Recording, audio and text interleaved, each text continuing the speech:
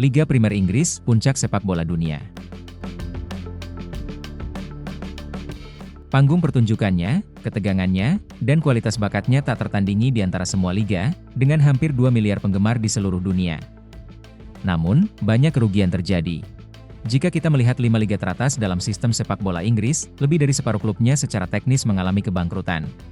Lihat saja berapa banyak klub Premier League yang merugi pada musim 2023 hingga 2024. Hanya segelintir yang benar-benar berhasil mencetak keuntungan.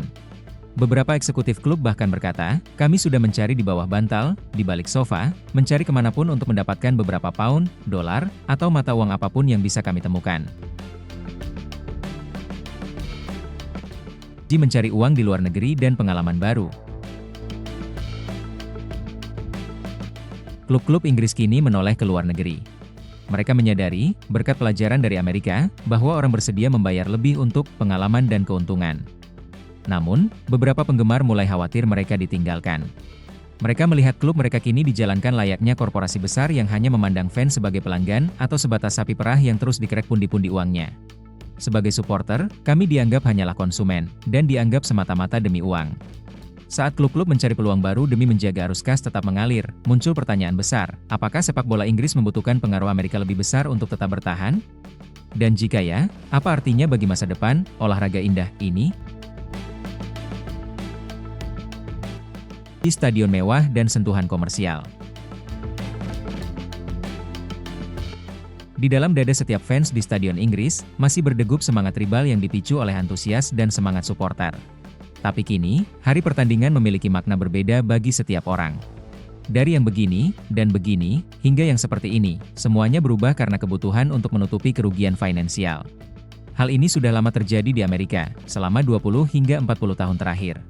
Ketika stadion lama dihancurkan dan diganti yang baru, area VIP diberi nilai sangat tinggi. Kenapa? Karena tiketnya bisa dijual lebih mahal. Selain itu, fasilitas baru membuat penjualan makanan dan minuman lebih optimal, terutama saat jeda pertandingan, sesuatu yang sulit dilakukan di stadion tua. Saat stadion-stadion baru dibangun di Premier League, jarak penonton ke lapangan menjadi daya tarik. Ini melahirkan konsep tunnel club, penggemar bisa makan dan minum hanya beberapa meter dari para pemain saat memasuki lapangan.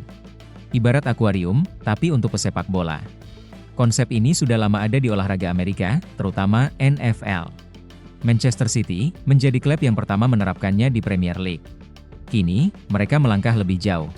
Man City sedang membangun arena musik berkapasitas 23.000 orang dengan 120 acara per tahun, sedangkan klub bola hanya punya 40 acara. Jadi, kami perluas stadion menjadi 60.000 kursi, tambahkan hotel, zona penggemar besar, restoran. Investasi ratusan juta pound ini bertujuan mengubah stadion Manchester City menjadi tempat multifungsi yang menguntungkan sepanjang tahun. Tottenham Hotspur juga melakukan hal serupa. Stadion mereka menghasilkan banyak pendapatan tambahan dari kerjasama dengan NFL. Di pemilik asing dan investasi global. Dulu sulit membayangkan pesepak bola berbagi ruang ganti dengan bintang musik atau pemain NFL, tapi Premier League kini menjadi merek global, menarik investor asing yang mengincar status, kekuasaan, dan pengaruh. Mulai musim depan, lebih dari setengah klub di liga akan dimiliki sepenuhnya atau sebagian oleh investor Amerika. Negara Teluk Arab juga aktif berinvestasi. Bagi miliarder atau negara petrodolar, memiliki klub Premier League justru tergolong murah. Nilai rata-rata klub NFL, 5,9 miliar US dollar atau sekitar hampir 100 triliun. Nilai rata-rata klub NBA, 4,6 miliar US dollar, atau sekitar 76 triliun. Sementara nilai rata-rata klub Premier League hanya 1,5 miliar dolar, atau sekitar 25 triliun rupiah. Jika segalanya terlihat menjanjikan, mengapa tetap banyak kerugian? Di biaya operasional dan ancaman degradasi. Salah satu penyebab utamanya adalah gaji pemain. Tahun 2014, klub Premier League menghabiskan 2 miliar pound sterling untuk gaji atau sekitar 39 triliun rupiah per musim. Musim 2022-2023, jumlah itu 2 kali lipat. Sebagian klub besar hanya menggunakan 42% pendapatannya untuk menggaji pemain, namun ada pula yang mencapai 96%. Tapi tantangan terbesar bagi semua klub adalah degradasi. 2 tahun lalu kami bermain sangat buruk, kami harus turun dari Premier League ke Liga Bawah. Itu namanya The Championship. Dalam sistem liga terbuka, setiap akhir musim ada yang naik dan turun kasta. Tak ada jaminan klub besar tetap di liga teratas. Bagi investor, ini sangat berisiko. Satu tempat di Premier League bernilai minimal 120 juta, atau sekitar 2,3 triliun pendapatan dari retribusi dari hak siar. Jika terdegradasi, uang itu hilang. Premier League modern dibangun di atas hak siar. Dulu, Inggris iri pada pendapatan klub NFL dari media. Sepak bola Inggris hampir tak pernah tayang di TV, karena khawatir orang lebih memilih nonton dari rumah ketimbang datang ke stadion. Tapi kesepakatan dengan Sky Sports mengubah segalanya.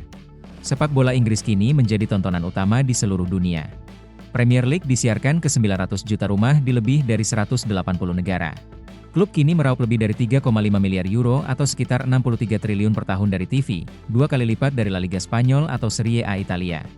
Namun, jika klub terdegradasi, semua pendapatan itu ambruk rungkat. Gagalnya Liga Super dan ancaman baru, pada tahun 2021, beberapa klub mencoba menyiasati ketidakpastian ini. Super League adalah ide dari sejumlah pemilik klub, banyak dari mereka orang Amerika, untuk membuat pendapatan lebih stabil dengan menghapus sistem promosi degradasi. Namun sebelum dimulai, gagasan itu ditolak mentah-mentah oleh semua pihak.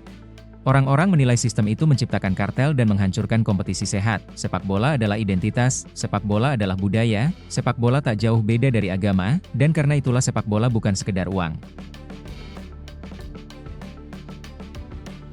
Pendapatan menurun, gaji naik, fans marah.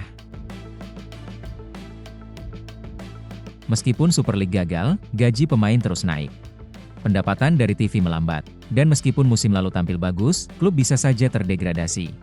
Semua faktor ini membuat nilai klub di mata investor jadi penuh risiko. Namun, di tengah semua hiruk-pikuk ini, hubungan klub dan fans kian memburuk. Banyak penggemar merasa ditinggalkan, hanya dimanfaat demi bisnis untuk menambang uang lebih banyak. Penggemar lama merasa pengalaman menonton kini rusak dan mengecewakan. Di Amerika, orang sudah lama sadar bahwa nonton pertandingan itu mahal. Tapi di Inggris, itu masih jadi masalah. Kalau saya belanja di supermarket, saya bisa ganti ke yang lebih murah.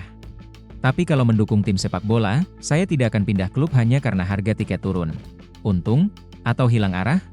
Protes dari penggemar, seperti yang terjadi di Manchester City, telah memberi dampak.